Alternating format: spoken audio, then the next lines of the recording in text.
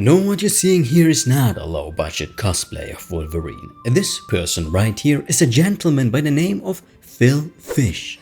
And this little fish decided to one day leave the big ocean and make a dream come true that many people had since childhood. He managed to become a successful and quite known indie game developer with his video game called FEZ. But this story does not end here, unfortunately. It doesn't have a happy ending. You see, it's not even his success that makes him so interesting. It's the way he gained his notoriety and how he managed to single-handedly make it all come crashing down. All with the help of one special website you may have heard of, Twitter.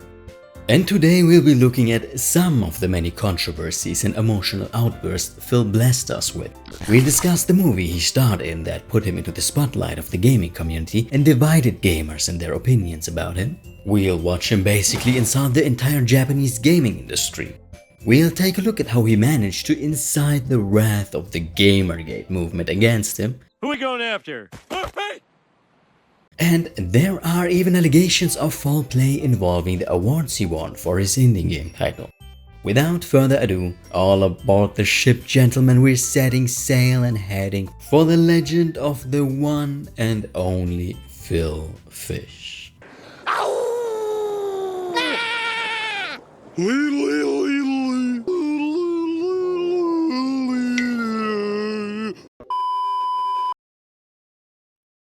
Before we dive into what really brought Phil Fish most of the attention he got, we have to first talk about his early career at the beginning of his odyssey, to understand how he got where he is now. Now, to get to know Phil Fish a little better, his actual name is Philippe Poisson, which basically also means fish, but in French. The reason for his French name is that Philippe comes from a place that is kind of like that weird cousin everyone has but doesn't really want to talk about. He's from Quebec, Canada. Fish's first employer was Ubisoft, and it being the very beginning of his career, he was still full of hope and joy, which would soon change once he saw the reality of things. The way Ubisoft was producing its games was far from what Phil had envisioned his ideal workplace to be like. He didn't like the fact that there were basically hundreds of people on the team, most of which you didn't even know the names of. In an interview with Kotaku from 2009, he describes it as an extremely dark period of my life. Years and years thinking this was my dream, only to realize it's a sweatshop. He continued working on some kind of stupid movie license game at Ubisoft, but never forgot about his dream to one day work in a more personal team with actual creative liberties. He always imagined he could achieve so much more. Luckily for Phil, he found a way to let that dream of his become true. On a fateful day, Phil Fish would meet the Toronto-based indie game dev Sean McGrath.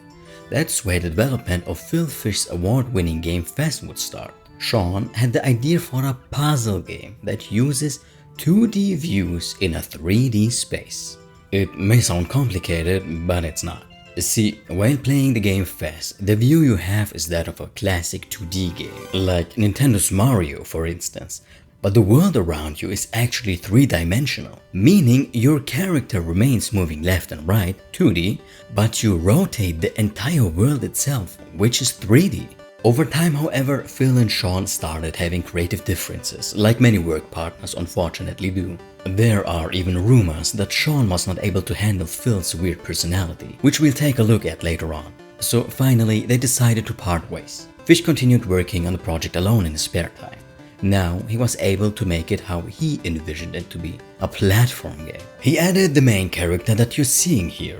Now I, being the genius I am, thought FEZ was the name of that little fella, and I believed he was some weird looking mutated chicken from Chernobyl, but no. His name is Gomez, and the thing on his head is what is called a fez. It's a headwear that most likely originated in Morocco and is heavily associated with the Ottoman Empire. Let's continue real quick before we attract some Turkish nationalists. But I am more white than you. You look gypsy. I am blonde hair. Blonde hair I have. You gypsy. The Greek god, okay? Greek god. You are a fucking fuck god. If you have Greek god, you would have win, but you lose. Lose where? Lose where? You lose. Why is Hagia Sophia this, not? And in the game, it is exactly that hat that gave Gomez the power to see the world in 3D. Soon Fish, however, realized the benefits he once had when working with a partner, and he started looking for a new one on DeviantArt. This is exactly where he stumbled upon Renaud Bidar, that quickly signed up to become his programmer. They finally announced their game FEZ in July 2007 to the public, and just 1 year later, FEZ, which was basically still only a demo at that point, got nominated for 2 awards at the GDC Game Developers Conference 2008. Phil wanted to attend this event to receive his own award. But at that time, while developing this game, Fish was also employed at a game development company that didn't want to allow him to go. That company is now known under their new name Behavior Entertainment, the people behind Dead by Daylight. Phil, not wanting to be held back by this employer, then decided to just quit. You can't do that to me! I'm your boss! Not anymore, Mr. Krabs. I quit! And this was the moment that marked his independence and actually made him into an independent game dev.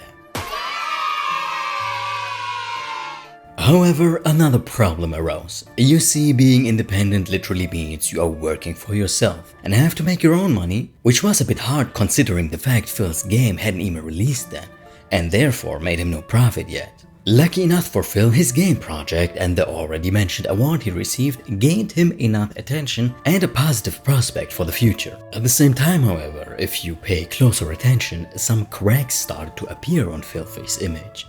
You see, whenever Phil was met with something else than positive feedback, it seemed like he wasn't really able to just shake it off. For example, he was very irritated at the fact there was a 35 pages long discussion about him on the forum NeoGeff. Another Twitter user replied to the post and pointed out that this was due to the fact that Phil had still not released his game yet, while still being arrogant about the attention he's getting. Phil then defended himself by posting, "I just won the grand prize at IGF tonight, suck my schlong, choke on it."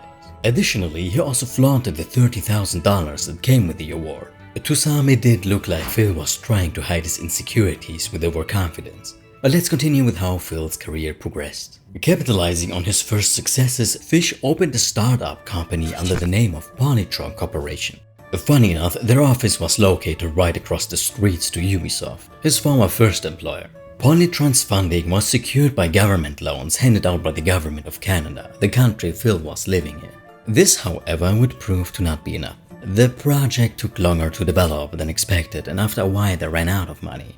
On the verge of giving up, there was a light at the end of the tunnel. Another company in their area offered help, but without taking away the property rights for the game. This is what had saved FEZ. But it didn't improve the way the development was being handled. It was still delay after delay. So much so that Phil and his game ultimately got the reputation of it probably never being released. So let's fast forward several years. It was now 2012.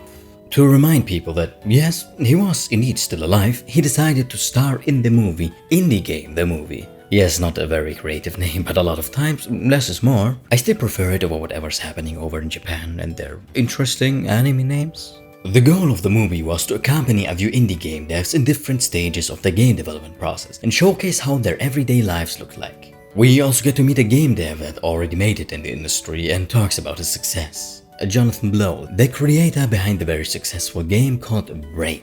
Jonathan also got his own little controversies by being described as extravagant by the gaming community. I will talk about this briefly later on again.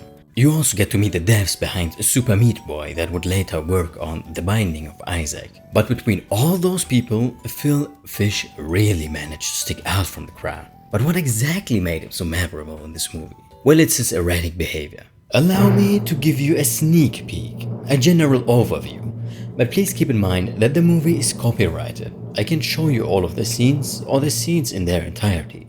During the course of the movie, we witness a very stressed out Phil Fish, basically a bundle of nerves. The development of his game has been going on for years now. Some potential players had already lost interest in it. Others were almost threatening Phil Fish to finally release the game. Mix that in with the emotional, vulnerable state Phil was in after just recently having ended a relationship, and add the fact that Phil was having to go through legal troubles with a former work partner that was threatening the release of FEZ, and now you had the perfect recipe for disaster. Oh, and not only that, the Fish had also lost the funding from the Canadian government. So you now know the context of Phil's mental state, and that mental state would manifest itself in some of the following ways. In one scene of the movie, Phil flips off gamers that are expressing their frustration over FEZ and its constant delays, and even the gamers who were supportive and excited about the game's release. In another scene, when the interviewer asks him what he would do if he actually wasn't allowed to release FEZ anymore, he threatens to end himself.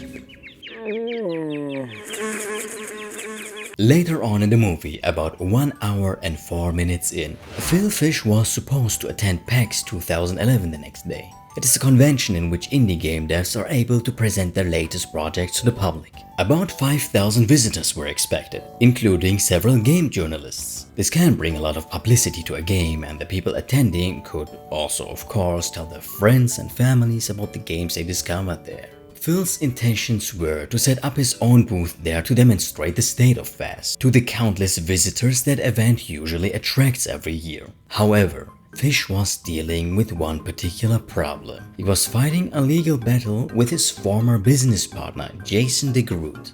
Jason was the person that Phil had co-founded Polytron with. Jason was the producer of FEZ and had additionally worked on the soundtrack and sound effects. While their legal battle was not completely over yet, they were at least at the stage where they had already made a settlement contract. The only thing left was for Jason DeGroot to consider the contract and, in the best case scenario, agree with it and sign it. If DeGroot did not sign the business separation contract and Phil Fish still decided to attend the game developers event to promote his game, he would be at risk of getting a lawsuit. So in the movie, we now saw Phil waiting in a hotel lobby, almost counting the minutes before the event started. He even had the entire equipment for his booth ready. The time was tight, because again, the event was the next day. And then Phil found out that said work partner was on the road and on the way to PAX himself. Was he even gonna have time to sign the contract? And this is where we get one of Phil's most famous quotes. That goes, "I'm having a panic attack about this. I feel like I'm gonna cry, throw up and pass out all at once. Everything is all weird. I'm gonna lose my shit. I'm gonna kill him. I'm gonna murder that guy. And it's gonna get everybody in trouble. We're gonna get kicked out of PAX." Now do not worry, my friend, nobody died that day because of this. Of course, Phil was most likely only venting his frustration, but to some, this scene just didn't leave a very professional look to Phil. The story continues like this. Not being able to just sit there anymore, Phil decided to take the risk and actually still go to the event. Very happy that he was finally able to present the progress of his game, but equally nervous. And there, he actually gets a lot of positive feedback, despite experiencing some turbulences in form of having to constantly restart the console because of game-breaking bugs. At the convention, Phil would also talk to several important people of the game industry, like the literal organizer of the event, or to Stephen Totilo, the editor-in-chief of the game news website Kotaku. A lot of you might be already familiar with Kotaku. They are known to have been involved in the entire GamerGate controversy, and many of its employees are more focused on politics than gaming itself. Eventually, still at the event at this booth, another business partner of Fish came up to him and brought him the news that DeGroot had just signed the legal settlement. So at the end everything went fine for Phil and he didn't get in trouble. See, there was another problem, however, that viewers of the movie had. During the entirety of the movie, we only get to see Phil Fish's point of view. His former business partner is constantly portrayed negatively as this evil entity looming in the background over Fish, holding him back from achieving true success just out of seemingly pettiness. This was another point that split the community. Many people wanted to see the former work partner's point of view, basically hear both sides of the story. What they got instead was only a censored image of Jason DeGroot standing right next to Phil. The way this movie portrayed the blurred out former business partner would actually cause even more drama. because another former business partner decided to get involved. Sean McGrath, the first guy to work with Phil Fish and the one who had the idea about the 2D 3D mechanics of FEZ. He felt obligated to defend Jason DeGroot, even though he hesitated at first because he didn't want to stir up drama that would take away attention from his or Jason's projects. Sean had noticed one special thing about the credits of the indie game movie. At the end of the movie, during the credits, a disclaimer appears that states, "Phil Fish's ex-business partner asked not to participate in this film." But Sean says the filmmakers had reached out to DeGroot to handle his lack of participation in the movie. They had apparently agreed to a simple note in the credits that would say, "Phil Fish's ex-business partner was not asked to participate in this movie." Here you can see the difference to the original note that was used. Eventually, the movie makers corrected it and used the second version instead. I mean, the first one was correct, wasn't it? They asked him to participate and he declined. Am I tripping? Maybe it was a simple misunderstanding, and I'm sure Jason DeGroot refused to share his side of the story because he wanted to move on and just focus on his own projects. It seems like Fish always managed to leave a somewhat bad impression on people he used to work with. You see, a very similar thing happened with Sean McGrath too, for example.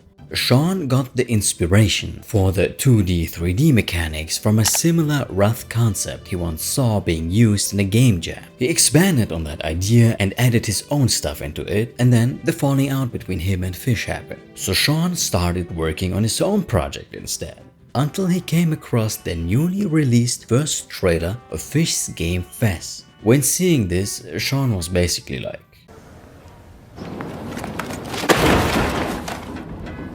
since FEZ used the same dimension swapping concept as his, he felt like he missed the window to release his own game with that element. He had spent an entire year working on his project for nothing.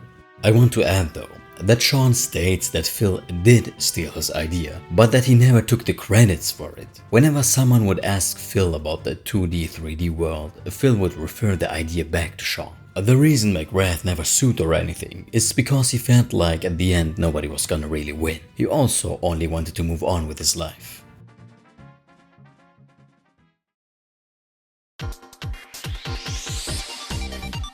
So we talked a lot about how FEZ came to be, but what about the game release? Despite the many obstacles Fish had faced, in the end, it all worked out. The indie game movie managed to reignite people's interest in the game they had almost forgotten about, and even caught more gamers' attention. Additionally, the connections Phil had made at PAX 2011 with several prominent people of the gaming industry, and even the articles about him before that, gave Fish a celebrity status that was very unusual for game devs. And Fish was able to ride that wave of attention up to the point of the game release. Fast forward about a year after the indie game movie. On April 13th, 2012, after a 5-year-long development cycle and several entire restarts of the development, FEZ was finally released to the world. And the launch was everything Phil had ever hoped for. In its first year on Xbox Live, FEZ managed to sell 200,000 copies. Any logical person would think that Phil was gonna cling to that success. And at first, that's exactly what he did. At E3 2013, at the end of the indie game press conference, something was announced as one more thing. It was FEZ II. When it was only a short teaser trailer, it was still something a lot of people were hoping for, and now we're very happy about. At the same time, some FEZ fans were experiencing Vietnam flashbacks regarding the first long development time, and feared something like this could happen again with FEZ II. Spoiler alert, it was even worse. Now, ladies and gentlemen, imagine you were in Phil's place at the moment. You are confronted with buttons for two options. Option 1. Focus on making FEZ II and use your game development skills to release it as fast and good as possible to make even more bank. Or Option 2. Spend too much time on the internet instead.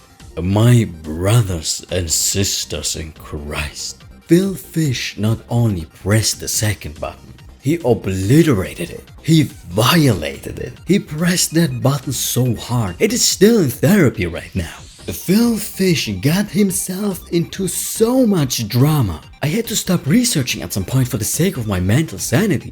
Please, allow me to show you just some of the controversies Phil managed to get himself in.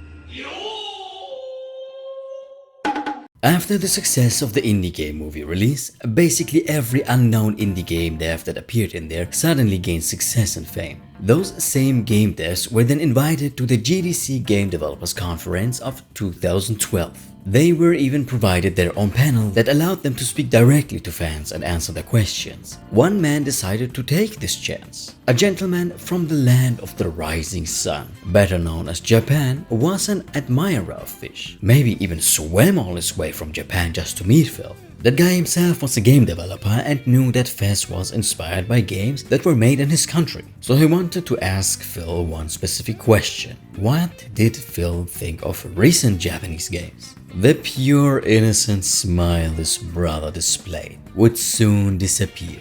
Phil proceeded to answer his question, using his unchallenged charm and known high-level social skills. Oh god, take a look for yourself. They suck. I'm sorry, like, you guys need to get with the times and make better interfaces and like update your technology. We're totally kicking your ass. Back then you guys were the king of the world, but your time has passed. I'm so sorry. Did you look at his face? Look at what you did, Phil. Why are we still here? Just to suffer?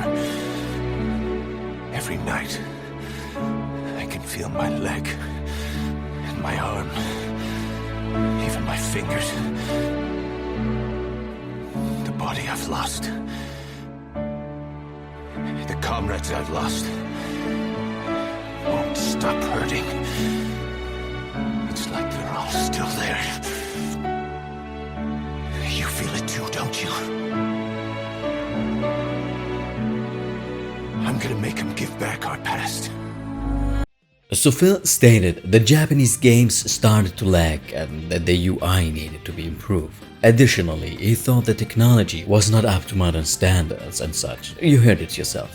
Another developer at the panel, Jonathan Blow, gave better constructive criticism. He stated that Japanese games had become too easy and that the players were taken by the hand too much. That gamers had to click themselves through endless tutorials before they could even start enjoying the game. Mind you, this was the year 2012. At that time, many games made in Japan started to follow more Western game trends and even lost some of the charm that made them so distinct from the West to begin with. For example, Resident Evil 6. Capcom had completely abandoned their once slow-paced, horror-oriented gameplay style and switched it up with a lot of action sequences instead. One reason was that it was the height of popularity of the Call of Duty franchise and its emphasis on fast-paced action. A lot of Japanese developers wanted to recreate that success. I have not played every single new game available from Japan or the West in those years, so my knowledge is limited. Maybe some of you can add their opinions in the comment section about the games around that time.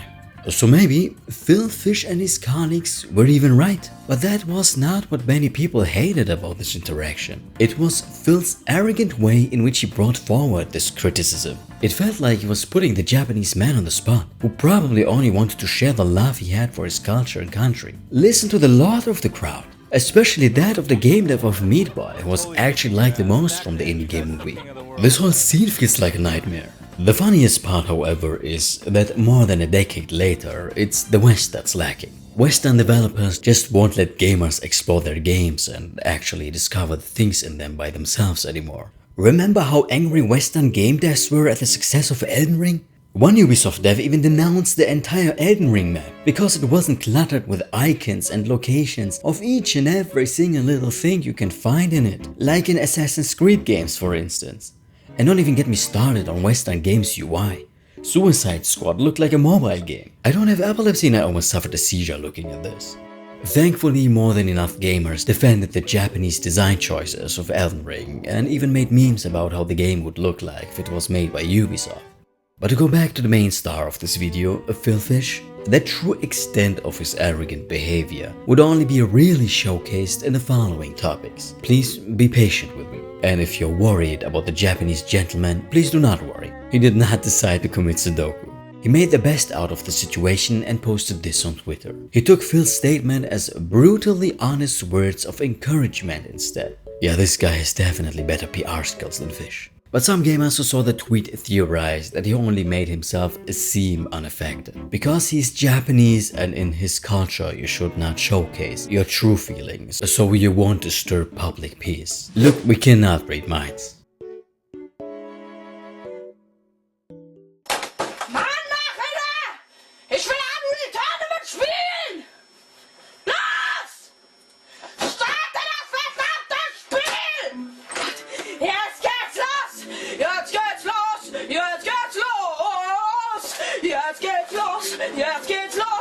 I already mentioned that FEZ originally launched in the Xbox store.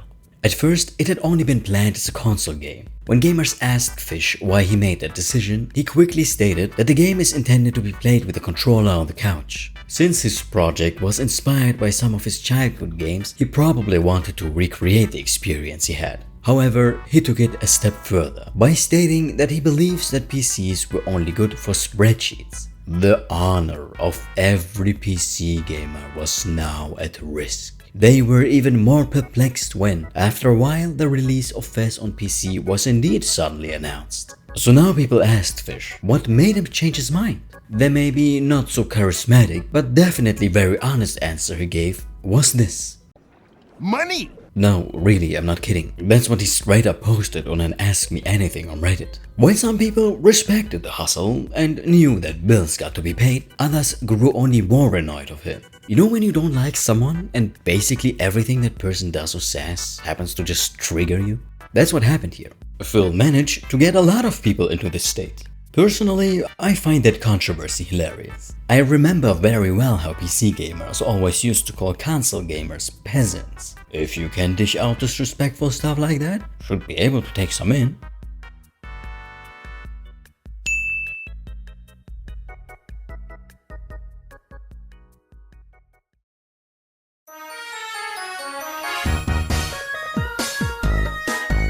Another thing that Phil did that made him unpopular is this. There were some game-breaking bugs in FEZ. One of the reasons was that the game got changed quite often during the development. Most of these bugs got fixed over time. However, a number of players were experiencing a bug that would corrupt their save file, basically eradicating their entire game progress. Those people were hoping for a patch to fix this issue and to prevent it from happening to other people. Fish was also aware of that problem, but decided to post this statement on his company homepage. It was a message saying that they were not gonna fix this particular issue. It only happened to about 1% of the players and mostly towards those who had already finished the game or were close to the end of it.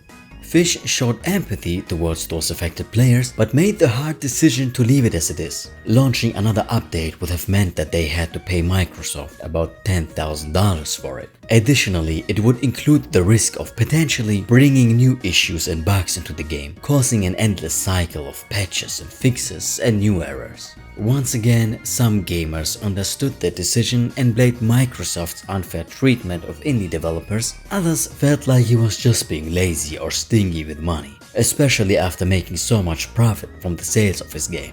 Speaking of sales, but with a different meaning,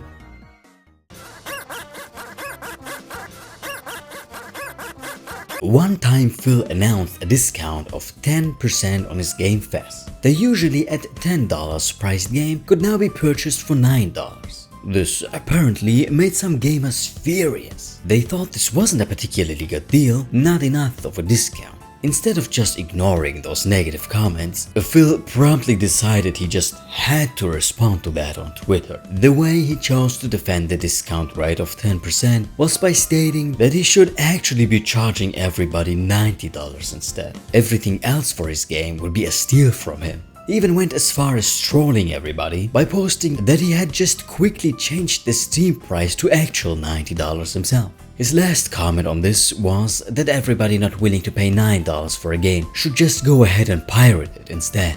I personally don't believe the price of the game itself was the main issue. Most people had a problem with how sensitive Phil reacted to any kind of negative feedback. He met toxicity with more toxicity, which would only fuel the trolls who already had him on their hit list. And to stay on the topic of money and profits, let's go ahead with another PR catastrophe of Monsieur Poisson.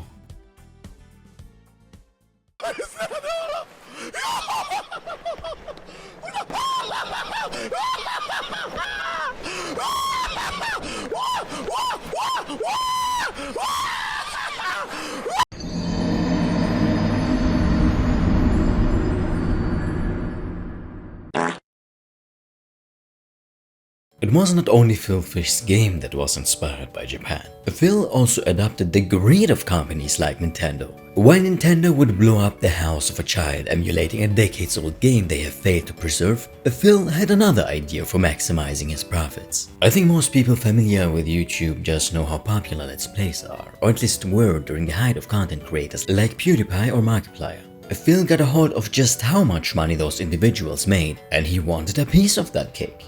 Phil posted his opinion on Twitter that every person who generated money by posting videos of gameplay or FEZ should share their profits with him, otherwise he thinks they are ripping him off. The backlash didn't take long to arrive. Many people believe that YouTubers use the content of a game to make something personal out of it. They provide commentary, reactions, and include humor, and can actually bring attention to games that would otherwise have to do costly advertisements themselves. The publicity those games receive prompt many people to buy and play the game themselves. Some games that eventually found major success because of being brought into the spotlight are Minecraft, Five Nights at Freddy's, and probably many more. It should be noted though that Phil never went through with any measurements to prevent Let's Plays of FEZ being posted. I'm not aware of any copyright claims or forced deletions of videos.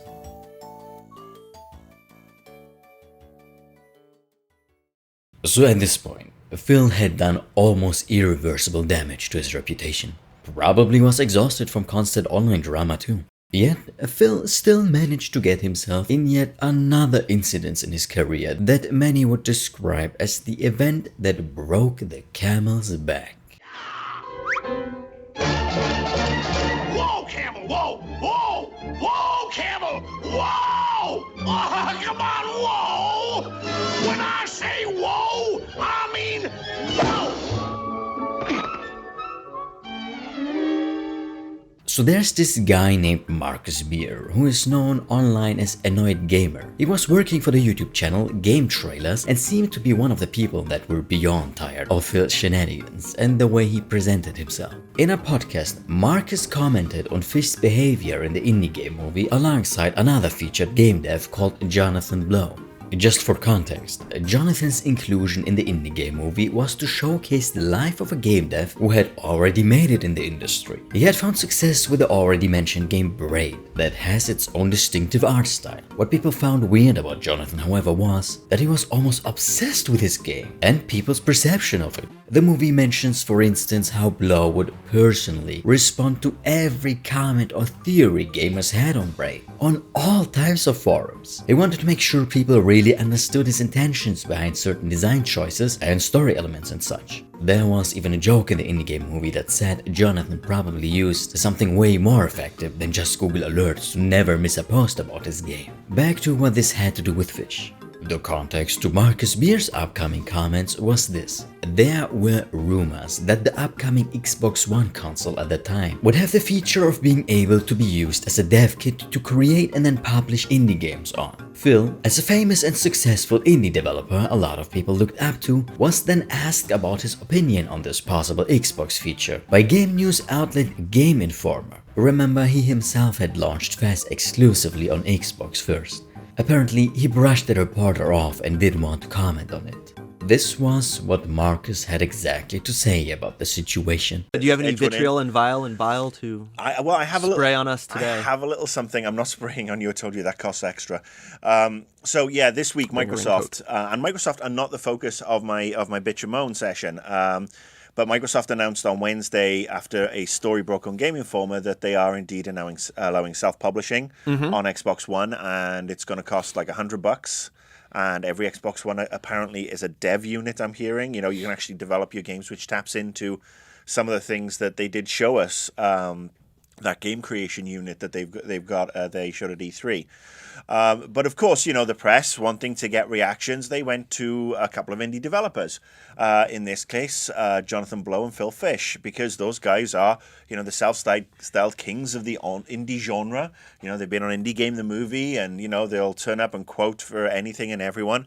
And Messrs. Fish and Blow, or Blowfish, as I'm going to call the two of them right now, because while they may be moderately tasty, they're also kind of lethal, decided to go bananas and bitch and moan to Game Informer in particular, about, how dare you? How dare you ask us questions about this story?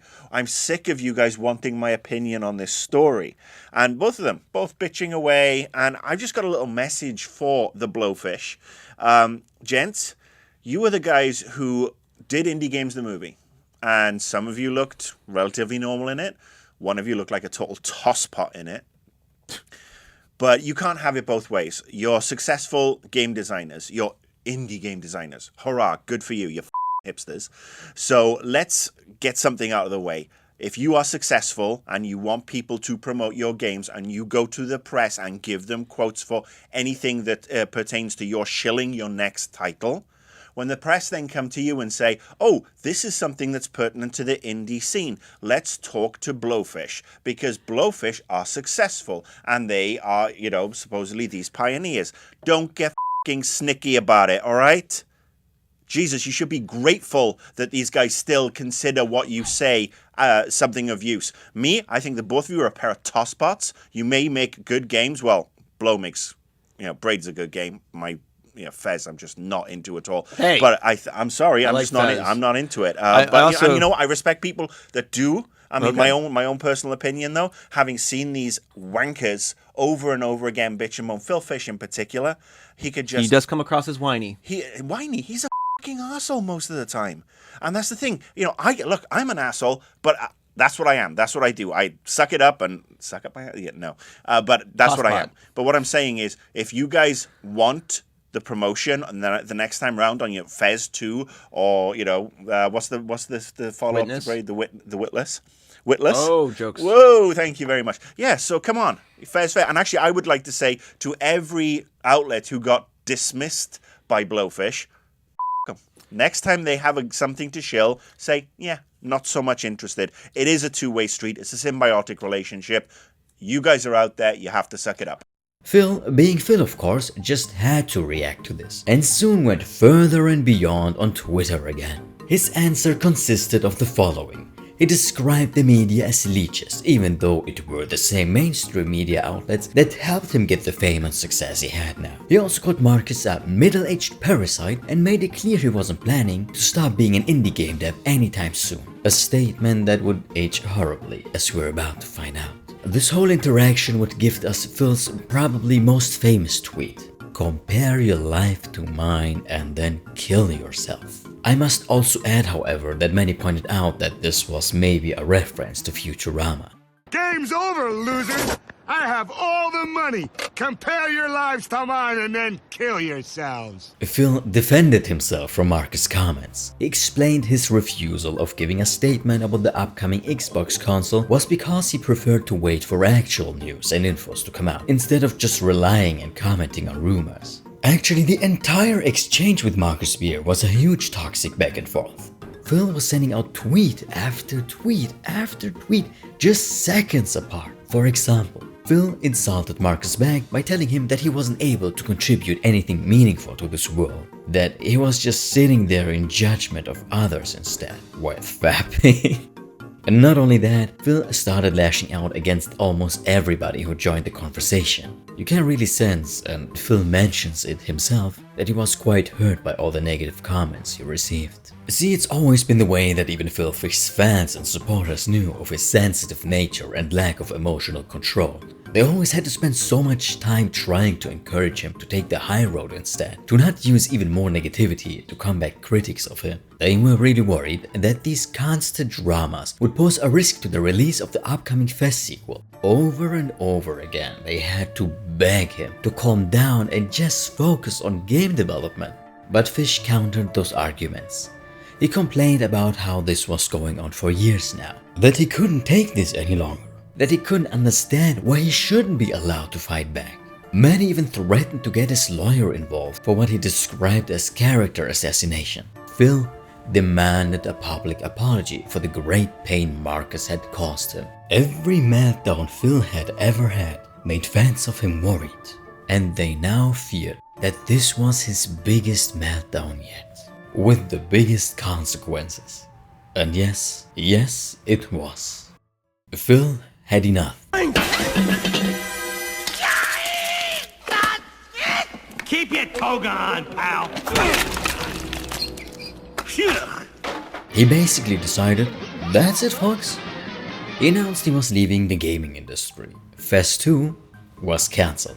This crash out even came to the shock of the fellow developers on his team. They themselves only learned of the cancellation of the project through this Twitter post itself.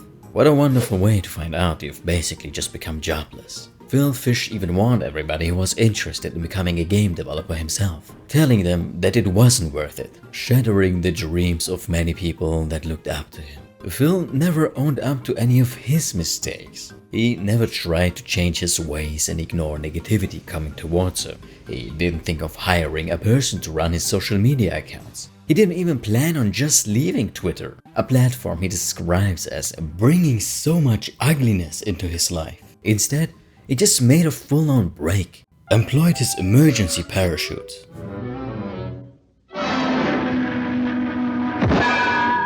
One thing I want to add though is that Phil states that it was not particularly the fight he had with Marcus Beer that made him quit. It was a combination of everything that happened the last couple of years.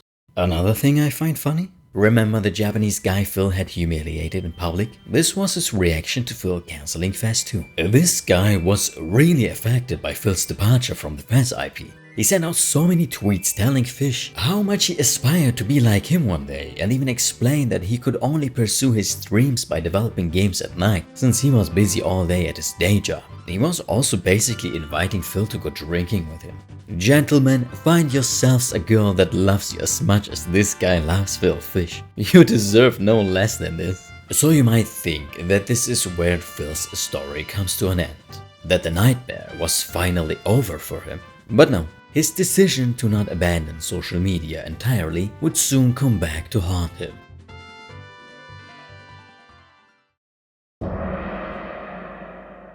Round 1. Fight.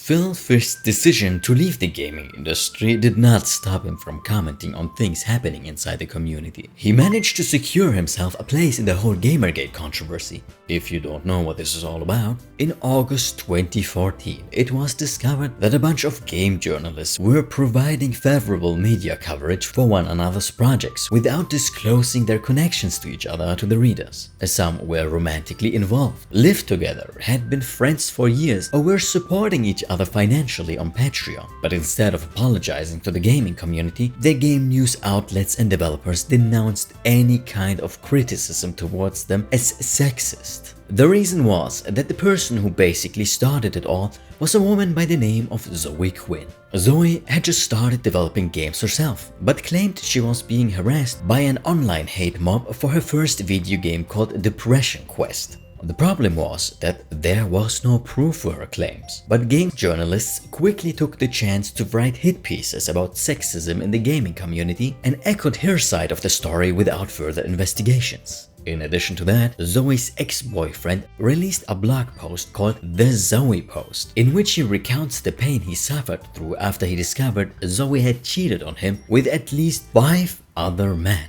The most important thing about that, those men were all working in the game industry, like her married boss Joshua Bucks, or a writer for already mentioned news outlet Kotaku named Nathan Grayson. It was only made worse by the fact that Kotaku's policies already stated that it was mandatory to include disclaimers about personal ties in your articles if you are writing about someone you know. Overall, it was a huge mess. So much so that I made an almost 3-hour-long retrospective about it on this YouTube channel, with proof and receipts. Go and watch it next if you're interested in details. It took me months of investigation. Exactly those events had started making gamers doubtful about the ethics in games journalism, which would eventually start the GamerGate movement. Supporters of GamerGate were the people that demanded accountability from games journalists. Oh, and another thing, Phil was also a big fan of Anita Sarkeesian and her Trolls vs. Women in Gaming video series, in which she criticized games for their alleged sexism, but refused to partake in any real conversation. Later, people found out that she lied about being a fan of video games ever since she was a child. A video of her got leaked holding a presentation in college in which she admitted she is not a gamer at all. It's a soundtrack of one song, except I'm doing video games. So it's not exactly a fandom. I'm not a fan of video games. I actually had to learn a lot about video games in the process of making this. And also video games, like I would love to play video games, but I don't want to go around shooting people and ripping off their heads, and it's just gross. So hence this is my response to that. So she basically just did her series on the topic of gaming for money, did her damage on the industry and then left. I have a general summary of her grifting on my YouTube channel too. I would maybe even say that Anita's the one that started this whole culture war surrounding gaming to begin with, and Zoe just brought it to the boiling point. So back to Phil Fish's involvement in GamerGate. The timeline now is about 1 year after he announced the cancellation of FEZ II. Remember, he was friends with a lot of the game journalists that were called out by GamerGate for their deceitful behavior. One of those people getting called out on social media was mentioned Zoe Quinn, and Phil quickly got a hold of it. He couldn't bear that someone on the internet was being mean to his queen, so soon he put on his shining armor and mounted his beautiful white horse to come to Zoe's rescue.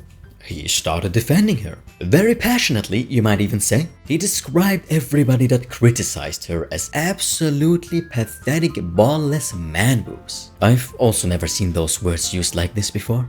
Fish continued his defense of Zoe by cancelling projects of his? Huh? It doesn't even stop here. My personal favorite is when Fish called everybody a therapist, but without the THE. Thankfully, his confusion effect wore off and he deleted that comment shortly after. About a day later, things were still heated. Since a lot of awful things about Zoe came out, a Twitter user took the opportunity to come forward with his own experiences with Quinn. He claimed she physically harassed him on a wedding month prior. Phil Fish's first instinct to serious topics like that was to call the guy no friend of his and tell him how nobody on that wedding wanted him there. He ended this wonderful tweet of his with, "You little shit." Nothing ever came out of those specific allegations towards Zoe. It didn't gain more traction since most people believe there should be proof for allegations. Phil Fish and his friends, however, are people known to go for the more emotional believe all victims approach, but apparently they only believe the possible victims they personally like.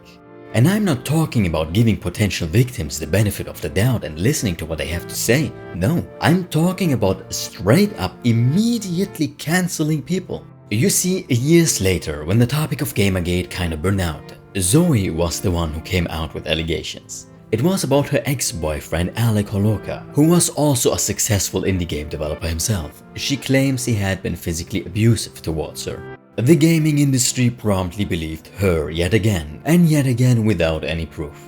Alec lost his job and it ended in tragedy when he decided to end his life shortly after. Soon, more than enough proof against Zoe's claims was found, but she never paid any consequences. Again, I highly encourage you to watch my video about GamerGate for further insight on what kind of people we are dealing with here. Back to Phil Fish.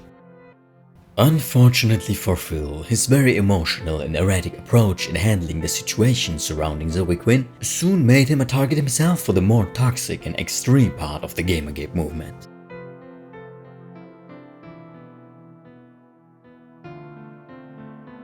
I already told you guys about the game company he founded as soon as he got independent, Polytron.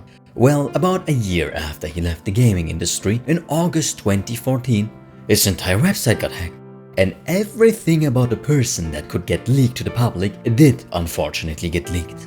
The hackers included a link to a zip file that was 1.5 gigabytes big and encouraged everyone to go around and spread it.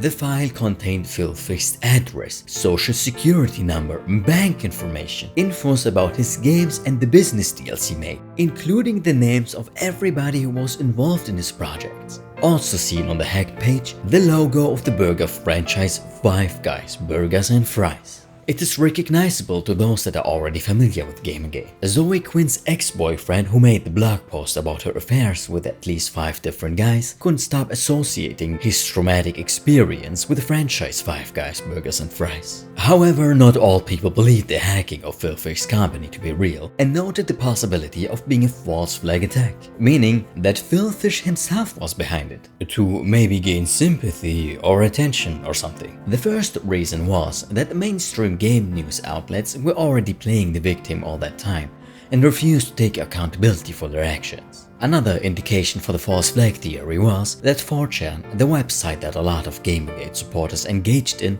was quite strict when it comes to the spelling of their image boards. The image board V stands for video games and is written as a lowercase letter. In the message of the hackers on the website, however, a capital V is used. Actual 4chan users would unlikely make such a mistake. Another weird thing in the hacker's message was this statement: "We do not forgive at all." It seems to be a reference to the movie V like Vendetta. However, the actual line is, "We do not forgive, we do not forget."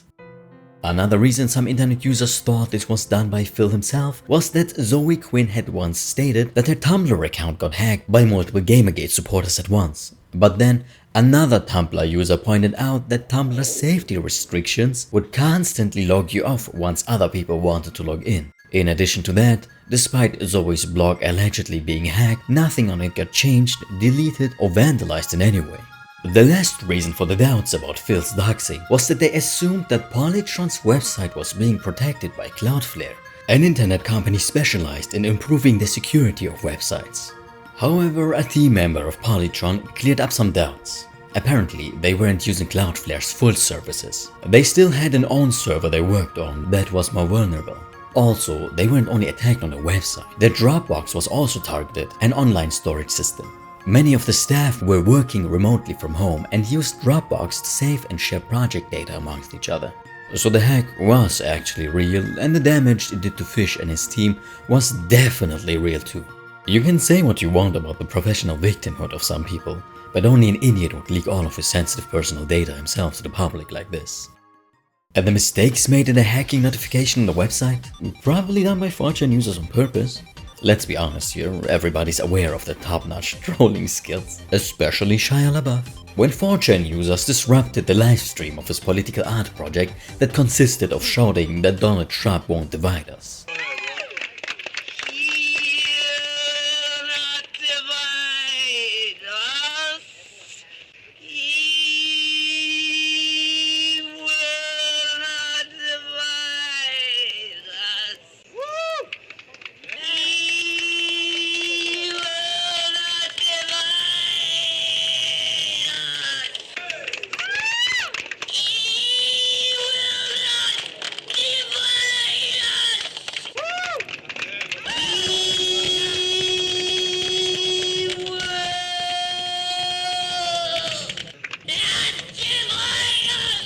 Five minutes later.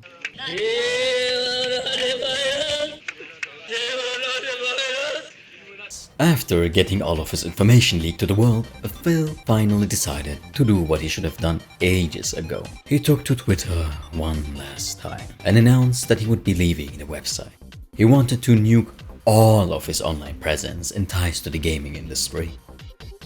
The rights to his IP FEZ and his game company Polytron were now on sale, and he claimed to not turn down any reasonable offer. However, I couldn't find any information about if a deal ever actually went through, or if this was just another of his emotional outbursts.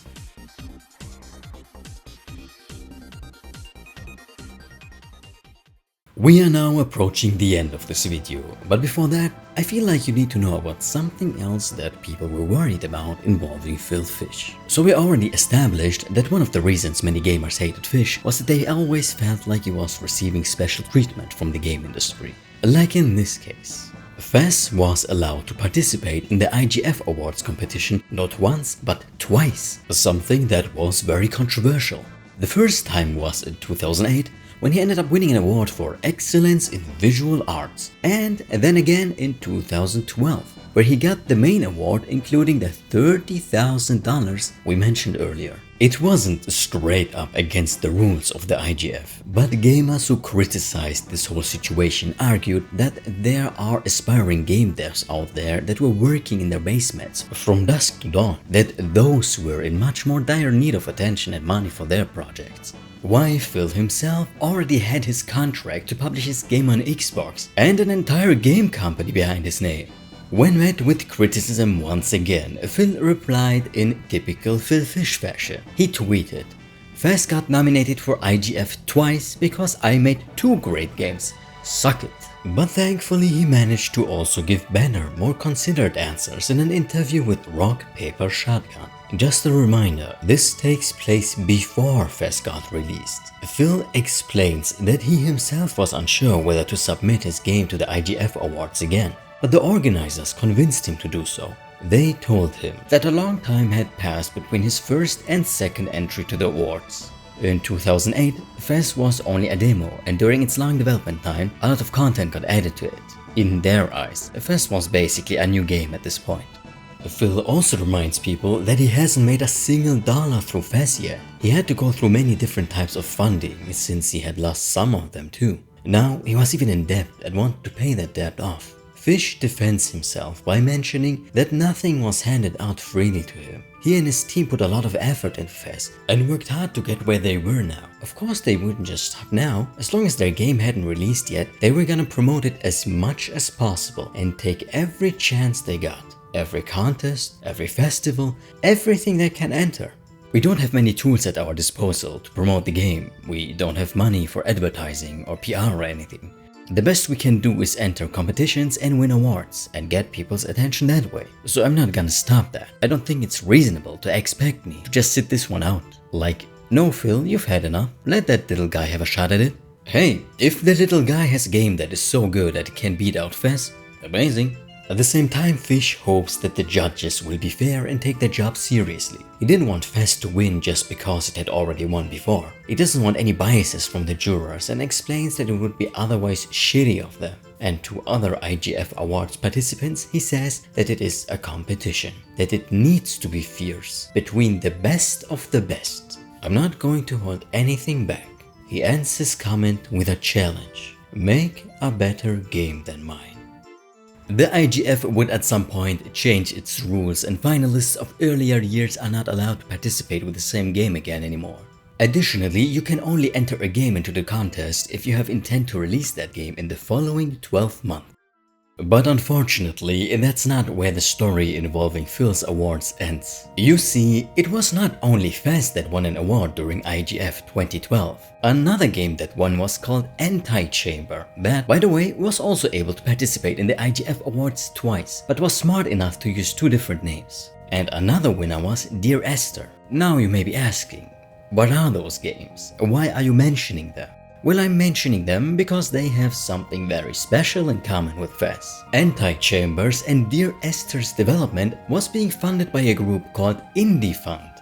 Their goal is to encourage the next wave of game developers and to help them get and stay financially independent.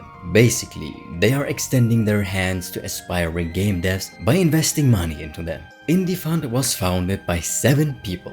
And here is where things get interesting. While I do not condone the hacking and doxing of people, the leak of Phil Fish's company data via the shared zip file on the hacked website brought one interesting document to light. A loan contract.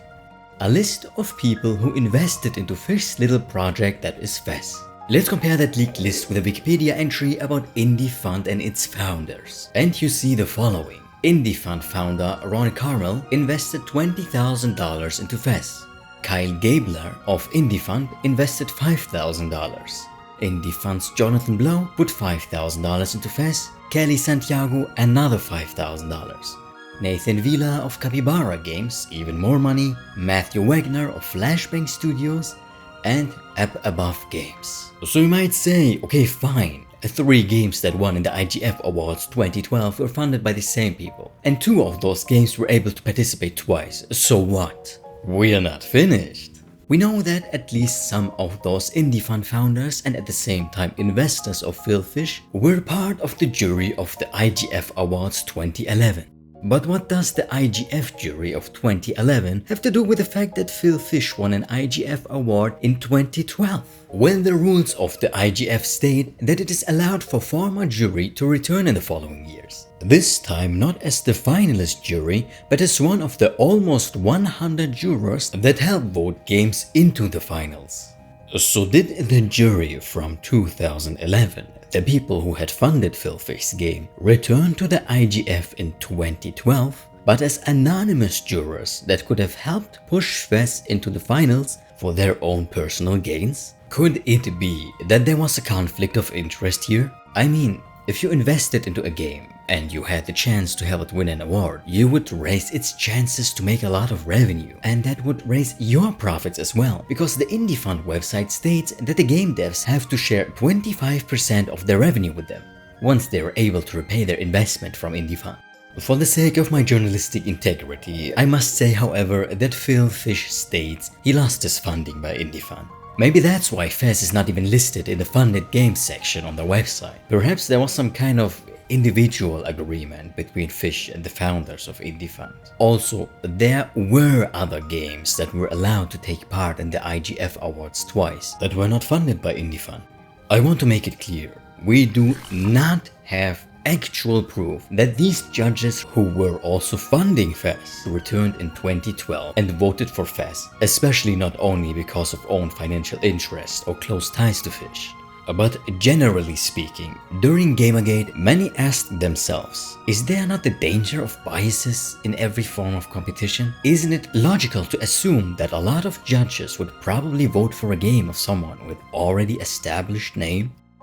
Actually, we have some indications for that kind of bias. There are posts online of some people who allege that they were jurors in the IGF Awards. They commented on how the judging process works behind the scenes. They state that there is no system that oversees possible conflicts of interest or to check who one's investors are. It was all solely based on trust.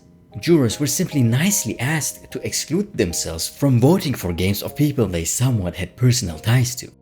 Additionally, there are participants of the IGF Awards that publish their experiences as unknown game developers there. One published statement explains that the IGF used the program TestFlight to test and judge that year's iPhone games on. It is a service provided by Apple themselves and is used by the devs to allow people to test pre-release versions of their apps to gather feedback on them. There is a very useful feature that TestFlight offers. The game developers could actually see if a game got installed, when it started to get played, how long it was played, and how far the player got. The people that published this article are developers behind a mobile game called Kale in Dinoland. For their entry into the competition, they got an email from the IGF that told them which judges got assigned to them to test their game, which were in total 8 judges. From the TestFlight app, they could see that 1 out of the 8 judges never bothered installing the game at all, and 2 judges that managed to install it never played it. So in total, only 5 out of 8 judges actually took a look at the game. And the problem wasn't even that the game was bad and therefore deemed unworthy of their time by the judges. The devs had once random gamers play it during betas they offered, and most of the testers averaged a playtime of 34 minutes. So how is it possible that random people gave that game a better chance than the judges whose obligation it was to critique it fairly? What made this situation worse is the fact that you have to pay a fee of almost $100 to participate in the awards, which is a lot of money if you're a broke college student still trying to make it into the industry. And imagine how many game devs there might be that paid that sum, assuming they were gonna get a real chance but never actually got one. Again, it was pure coincidence that the devs of that mobile game found out they weren't properly judged. Their judges probably didn't know about the time tracking feature of TestFlight. Another, maybe stronger indication we have for biases of award shows literally comes from someone who already made it in the industry. None other than Edmund McMillen and his wife, who were also featured in the indie game movie. Edmund got a massive fan base for his game Super Meat Boy and ended up creating The Binding of Isaac. Again, he was probably the most liked in the movie because people resonated with him and how much video games meant to him since his childhood, and how he wanted to make a game that he himself would have loved playing as a child. During a live stream he had with his wife, they started commenting on some experiences they had within the indie game industry. Remember how I told you that most GamerGate opposers constantly acted like the victims and blamed everything on sexism or racism? Let's listen to what Edmund had to say about it, even as someone who didn't support GamerGate.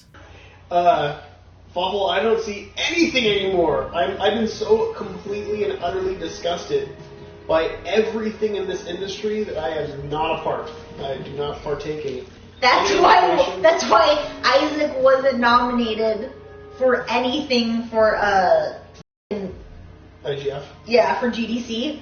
Like, what a, because They know Ed's just, like, Ed's not gonna show up, and if he did, he would just pull his pants down and take a shit on somebody. It's probably true. I definitely would. Oh yeah, I got something for all you GamersGaters out there, if you want the inside scoop. So, I'm not one to talk about GamersGate, because, you know, it's dumb. But, what I will say is, of all the dumb things that have been said about the conspiracies that are happening in the industry... The only real one's about Jonathan Blow. Barely, none of them really hold weight, quite honestly. It is, the whole thing just revolves around the fact that it's all just a little social circle jerk. Nobody's trying to do anything we bad. we weren't watching the Grammys, but when we were seeing the coverage of it, because like the news was on, and then all the news was coverage of the Grammys, was like, this is what IGF is like. It is. It's disgusting. Of all of the rumors and conspiracy theories that have been going around for ages about the industry, I will tell you that the reality is far worse. And the far worse reality is, this is an industry full of greedy, social lunatics. They're all crazy, greedy, selfish people who aren't knowingly doing anything bad, but are simply awful. Awful and void of any artistic value. I would like you to picture the music industry where nobody makes music and all they do is talk about sexism. Wouldn't that be fun and hilarious? Like, no one wants to hear from you. You're only here because you're supposed to be making something. Go away. No one cares about what bathroom you use. No one cares about if your dick is a clit. But no, honestly, that's all it is. Like, people have asked, like, how come I'm not participating anymore? Why am I not going to the IGF, going to GDC? Why don't I talk to a bunch of people about whatever else? It's because I don't care. This has nothing to do with why I got into making games. I would say the IGDA is Kanye West. Everybody in the industry is Kanye West. Everybody thinks they're so fucking important. It's amazing. Everybody is delusional and psychotic. And they do not care about art. They care about censorship and whatever they think is right. And they talk. Well, they like to write, and they like to talk.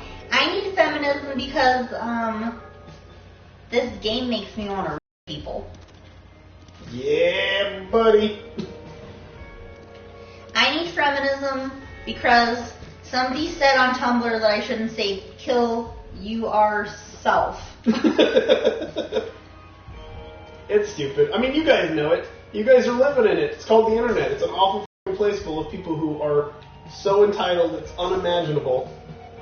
Everybody thinks that being offended is the worst thing in the world. I'm sure, like, if you really wanted to be in the industry and you realized that you couldn't actually make anything, that you might get some sort of rush or feel like you're doing something by being on Twitter and talking about... I don't know. I had never actually watched Anita Sarkeesian on the Colbert Report, and then I just saw this little image of him. Somebody says that he doesn't believe that was a quote. Really? Just put that together. Oh, well, I guess it isn't a quote, but isn't this fabulous? How do violence in video games affect whatever? Yeah, no, of course. No. No, does violent video games make people go out and hurt people? Then how do they cause misogyny? Misogyny, yeah. There you go.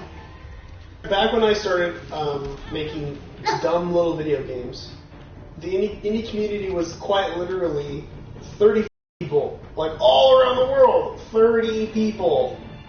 And all really nice people. Everybody loved each other. But see, the thing is a lot of those people now, they're mean.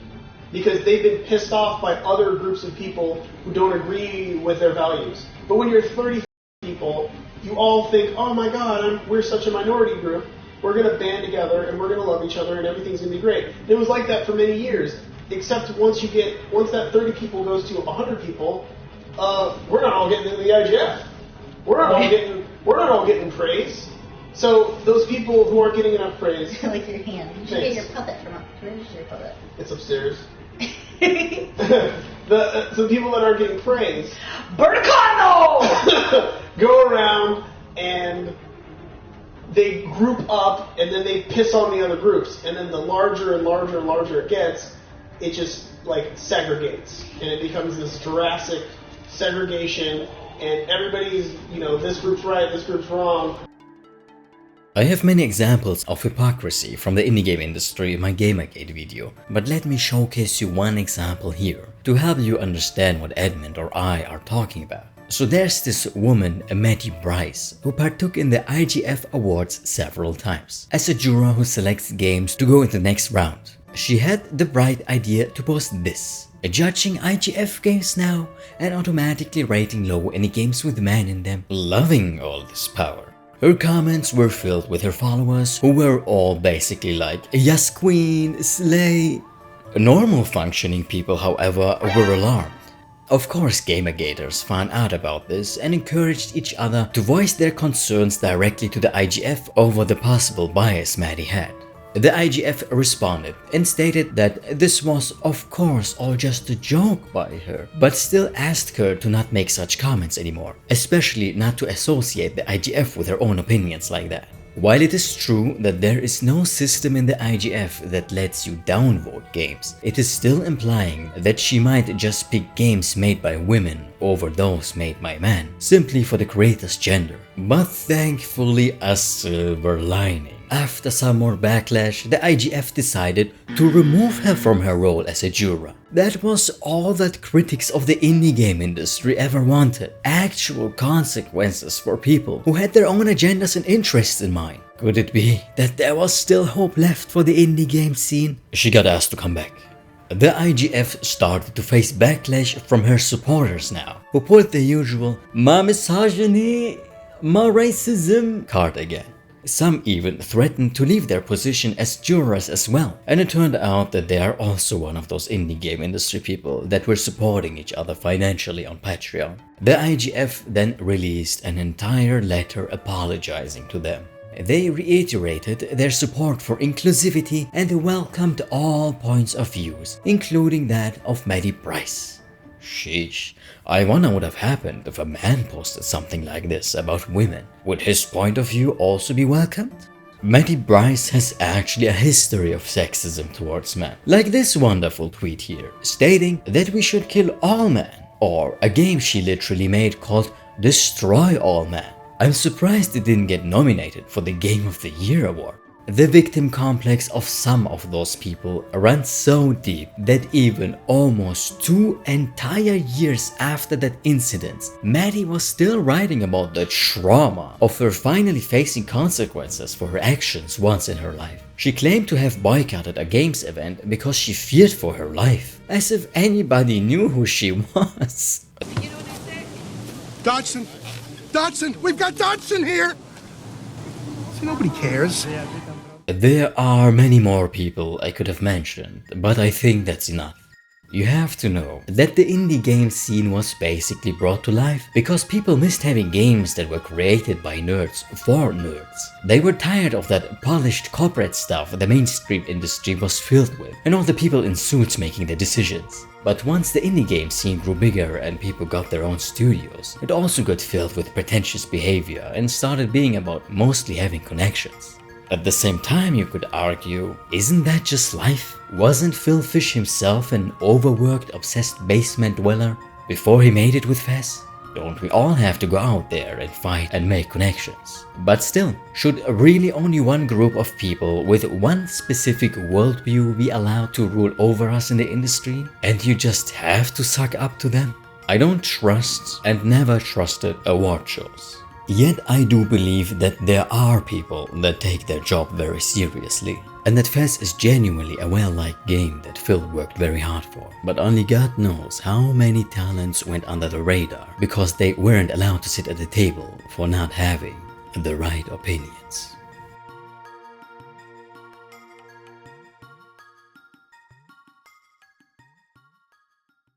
I think we have one last question to answer. So where is Phil Fish now?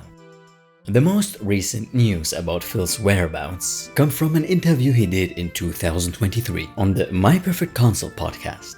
The interview revisits some of the moments and controversies Phil went through over the years, especially the argument with Marcus Beer.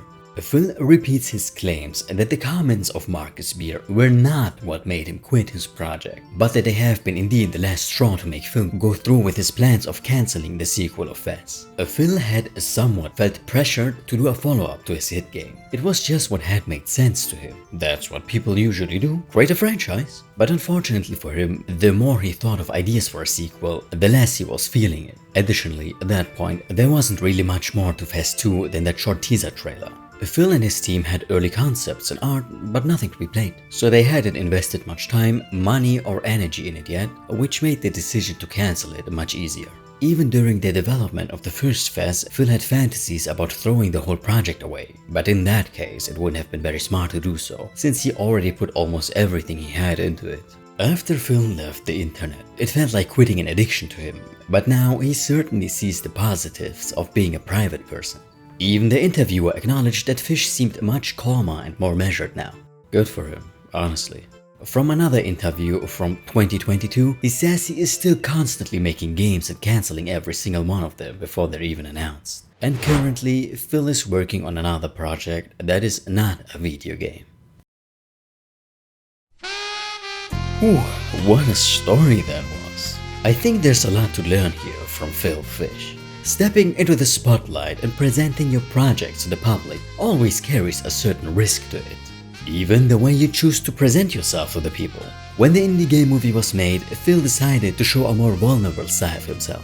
And whenever someone chooses to show his fears, pain and insecurities to society, it can attract different types of responses. Some people respect it because they want to connect to the human side of someone, instead of having to listen to polished corporate speech all day. Others do prefer a more professional approach. The social media has definitely created a bridge between artists or celebrities and us common people. I mean, back then, you just played a game and maybe knew the name and the logo of the company behind it. But now, you can just follow your heroes online. They are more accessible than ever. We are probably the first generation to experience that. And unfortunately for Phil, he did not know how to handle it. Because on the internet, our flaws are also more visible than ever. And man, once internet users smell blood, they won't stop coming after you. Intervention! Just a bite! Phil Fish also has all of these traits that don't really go well together. He has very strong opinions, and the need to voice those opinions and make everyone else have them too. At the exact same time, he had very thin skin and wanted people to like him. But that's not how it works. From the indie game movie, we learned that he is a perfectionist and a procrastinator, which contributed to the 5-year-long development cycle of FEZ. I do actually believe that he put much love and thought into FEZ. Phil literally had to teach himself how to make those pixel textures himself, and never stopped until he was finally happy with it.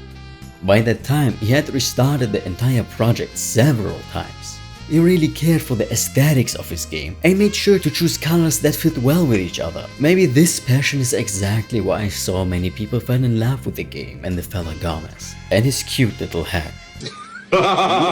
And if Fish had just focused on making more games, God knows where he would have been now. Instead, gamers felt like he never really appreciated them. At the end of the day, it seems like Phil Fish's biggest enemy was Phil Fish himself. Now, I personally do not like him. I would have not financially supported him. And whether you like Phil Fish or not, whether you would want to buy his game or not, can we all agree on one thing, one lesson we got? Because I don't know about you guys, but the lesson I took from today is that I learned of the importance of the job of a PR manager. It is now your turn, ladies and gentlemen. What do you think of all of this? Do you think that the art itself is more important than the artist? Or do you care about what kind of people you are giving your money to? Because let's be very honest, there are creators out there that are talented and know how to present themselves properly at the same time.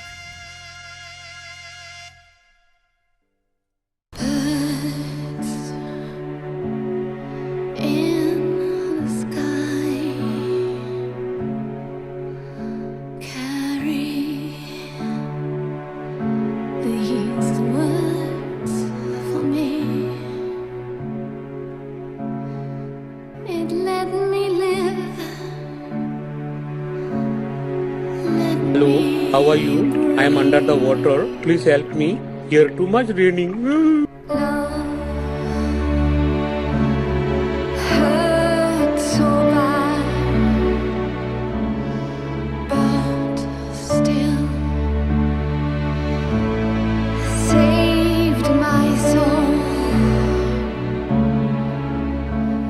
It's 5 a.m. I still can't go to bed.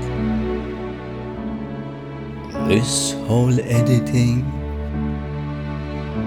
is making me go mad.